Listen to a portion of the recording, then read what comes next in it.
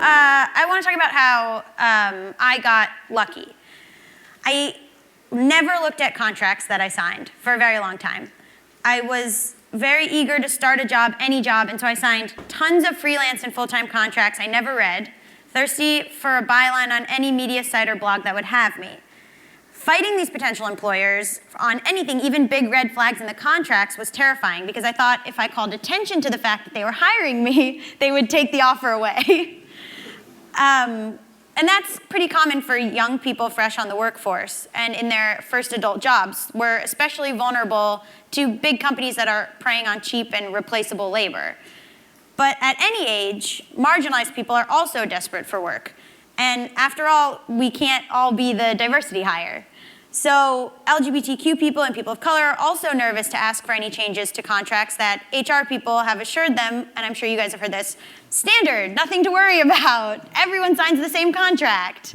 I'm a queer woman, I work in entertainment, and that is a field, like many fields, dominated by straight cis white men. And so when I got a job at a big video site, I didn't think twice about rushing to sign away anything and everything for a writing gig with benefits. So, after 8 months at BuzzFeed, wink, I went back to being independent because independent is where my comedy partner, Allison Raskin, who's there out here somewhere, that's where she and I started. We had this little YouTube channel called Just Between Us, and before we began that big job, that was what we were doing. And so when we left, it was amid concerns over our intellectual property, partly. We wanted to own the work that we were creating. And that, in my opinion, is the only way to have a long-term career. I'll explain. In a viral article that I wrote last year for Fusion.net, it was called Get Rich or Die Vlogging. I didn't come up with that. That was Nona Willis-Aronowitz, a genius. But I talked about, in that article, a former colleague of mine named Brittany Ashley, who spent more than 2 years as one of the most visible actresses on BuzzFeed's collective 17 million subscriber YouTube channel. Brittany, who created, wrote, and acted in an LGBTQ series called Lesbian Princess, which I love, and another video creator, Jenny Lorenzo, who wrote, produced, and acted in the company's Latino channel, Paralike, had been abruptly fired because they worked on weekends on a web series as actresses in another web series. And their contracts had prevented them from doing any work outside of the company, which my contract had as well. And that's a big part of why I left. So many of us are asked to sign away rights to the work that we do for our employers. Sometimes these clauses are incredibly broad, and they can last for a while after you leave. Not owning all of your ideas can limit your career, especially in an era of job hopping and layoffs. Unlike the old days when employee loyalty could transfer into a lifelong unionized job. Many creators in traditional Hollywood studios are protected by powerful unions, but the talent plucked for web series or online video are usually young, inexperienced, and like I said, marginalized, and they are tasked with navigating companies and contracts that are looking to exploit that. It's sort of, I will say, after I wrote this, Hank Green has the Internet Creators Guild, which is sort of trying to be a union for online video, but I think they're on an uphill climb. So, I understand why companies ask this of their employees. For certain industries or workers, these policies might be an okay trade-off in exchange for a regular paycheck, experience, and exposure! I wrote that in all caps. For struggling artists and writers, especially ones often excluded from mainstream media, being offered access to an audience, and then an audience just like sparkles around it, may seem worth toiling away at a company for a starter salary. But the people that are signing these contracts, and this is like my big drum that I beat, they should know what they're up against. If you have dreams of, say, having your own TV show or writing your own screenplay, handing over ownership of your best ideas to a media company could really, really backfire. So I will give some examples of my own moronic work stuff. Okay. So, 3 years ago, I was looking for paid work in New York City, and I gave away a lot of my rights and ideas. Like I said, I never looked at my contracts. In 2013, I was a staff writer for a website called Thought Catalog, and they asked me if they could publish a book of my essays. I was stoked, right? I did not receive any bonus or book deal or commission on sales of the book. But guys, I got to publish a book. That's incredible. Okay, 3 years later, I don't work at Thought Catalog, and I'm more well-known. My fans find the book now, and they excitedly purchase it thinking that they're supporting me, but I will never see any of that money. The more high profile I become, the more the book sells for Thought Catalog. When you're 22, I say that like I'm so old now, I'm 28. Am I old? This is like an internet audience. I've aged out of my own demographic. Okay. I think about that every day. Okay, when you're 22, you're so excited to be doing adulthood right that you go full steam ahead, regardless of the company's policy. Your friends are stoked that you have a dream job. Your family's happy to see you stable. Like, what could be better? When I later got hired at BuzzFeed, it was a similar situation. I was hired first as on-camera talent and then as a scripted series writer for a $55K annual salary. I thought I would stay a couple of months, find another industry gig, and peace out, which is the usual in Hollywood. I had just come to that job from writing on a Nickelodeon sketch show. You bounce around. I ended up staying 8 months because the non-compete clause caused me to turn down other work or meetings that would lead to other work.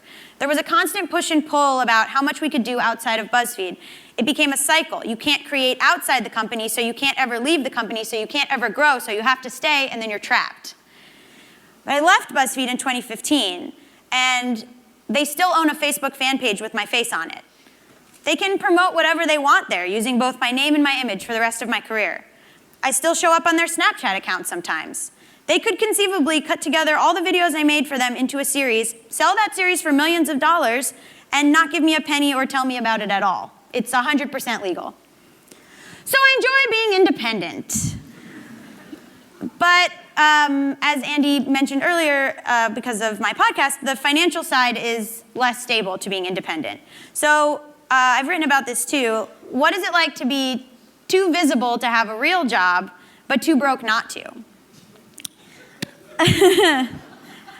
So these are some examples I wrote down. So, and it's not just me. 1 week I was stopped for photos 6 times while perusing comic books in downtown LA.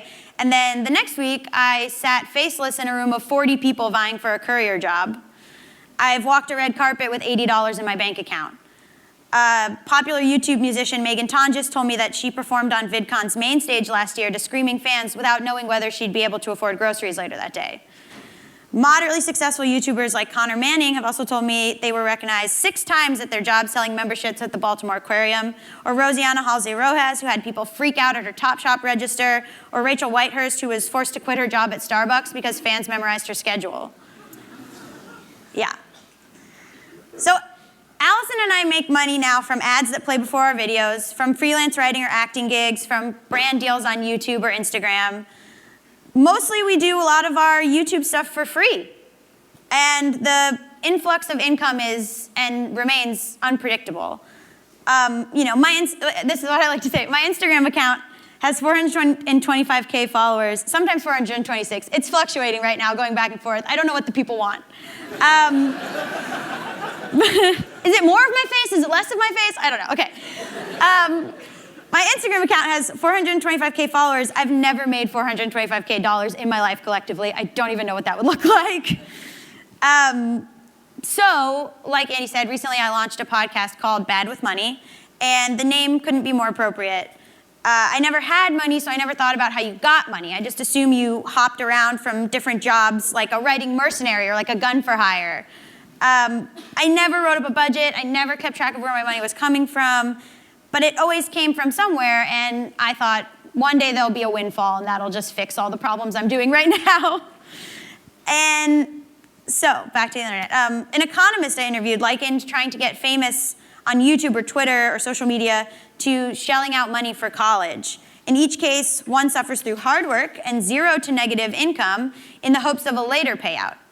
The result is that the market is oversaturated with people vying for the same fame. And if there's a line behind you for your job, companies and brands don't have to treat you well. Your subscriber numbers, which rarely make any sense, some channels have millions of views and no subscribers, and others the other way around, become the gatekeepers for your financial success. And whether they realize it or not, Our fans dictate our every financial move. Every time Allison and I post a branded video, we make money, but we lose subscribers. A video we created for a skincare line, for instance, drew ire from fans writing, "Enough with the product placement," despite this being our third branded video ever after doing 200 videos for free.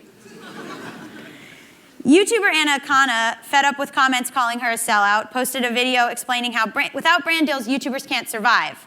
Some fans understood, others vowed never to watch her again. Recently, Rosie of the channel Rose and Rosie took to Twitter to express her exasperation at commenters' inability to understand that the people behind their favorite videos need to eat.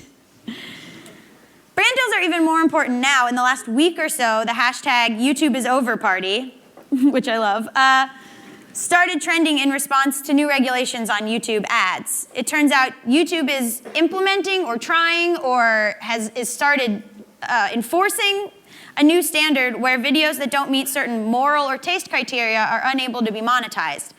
YouTubers are freaking out. It's still unclear if these new rules will stick or if there will be enough noise made in response or, I mean, I'm still parsing through. Like, I have no idea what this means. And every day, Allison and I are like, are videos still monetized? What's happening? We're hoping that YouTube just forgot we're a channel. But the good thing about this is that YouTubers are making a stink online about money or their inability to make money, and that's a welcome change because it feels like YouTubers talk to each other about money less than maybe the average worker. Because there's an added humiliation to not making a living wage when fans believe you're famous.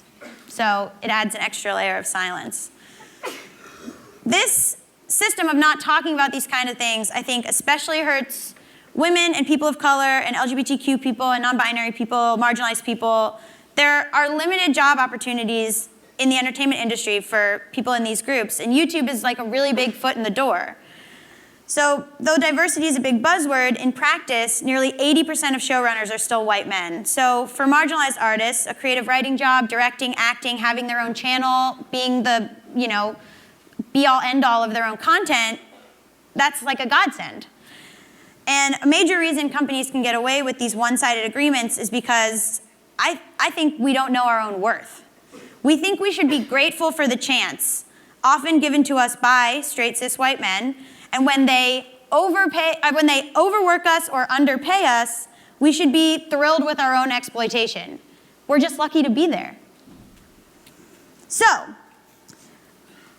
marginalized people at media companies, protect yourself. Know your worth. They bring us in to make themselves look good, and they don't care about us as creators. Not every workplace has such stringent policies. Years ago, while I was on staff for a small news blog, I got an offer to write a piece for the New York Times Magazine. My bosses understood.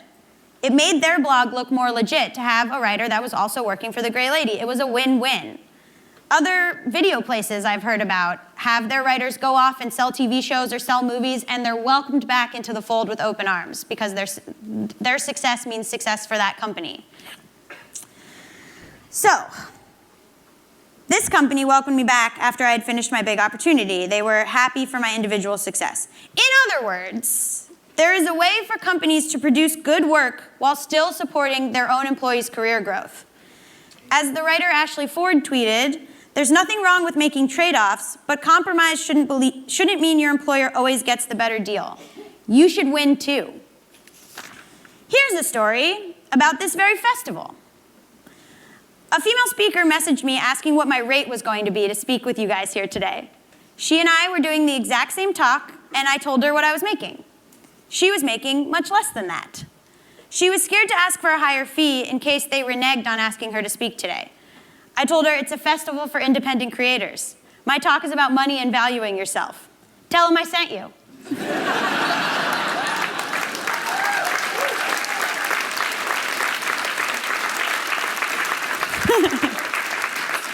I like to cause trouble.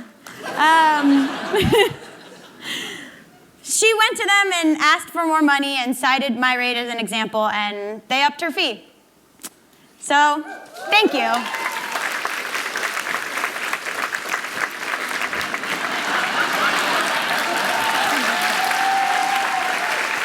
Ha ha.